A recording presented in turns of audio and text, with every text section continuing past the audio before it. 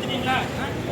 நல்லா கேட்டீங்க. அது என்ன எதுக்கு விளம்பரம்? இவ்வளோ நாளாக அடுத்த படங்களுக்கு தான் நான் வந்து ப்ரமோஷனுக்கு போயிட்டு இருந்தேன். ஆனால் வெப்பமான இன்னைக்கு நான் நடித்த படம், நான் நடிக்காத படத்துக்கு நான் வந்து அந்த ஆட்டம் ஆடுவேன். நான் நடித்த படத்துக்கு எந்த ஆட்டம் ஆடுவேன்? பொதுவாகவே சுரேஷ் அந்த ஆட்டம் ஆடுவேன். ஆனால் இன்னைக்கு காலில் சலங்கையை கட்டி விட்டுட்டீங்க. சும்மா எந்த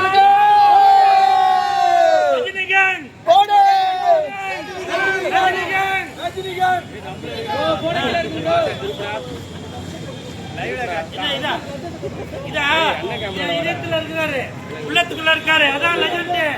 கண்ணில இருக்கும் மீன் லெஜண்டோட பானு. நான் லெஜண்டோட பானு. என்னவா லெஜண்ட் சார் தான் அடுத்த ரஜினிகாந்த் கேக்குறீங்களா? ஆகலாங்க. இதுல என்னங்க தப்பு இருக்கு?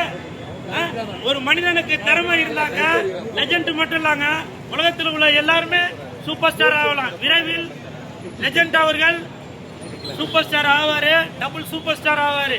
தண்ணியில இருக்கும் மீன்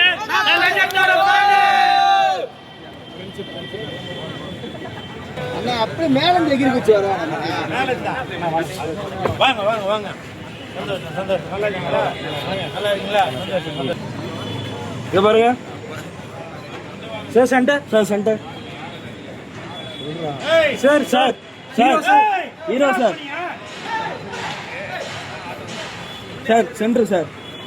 ஹீரோயினை போய் கூப்பிடுறாங்க எல்லாருமே. நல்லா இருக்கீங்களா? Super super. ஏப்பா இந்த படத்துல sir first hero, first heroine.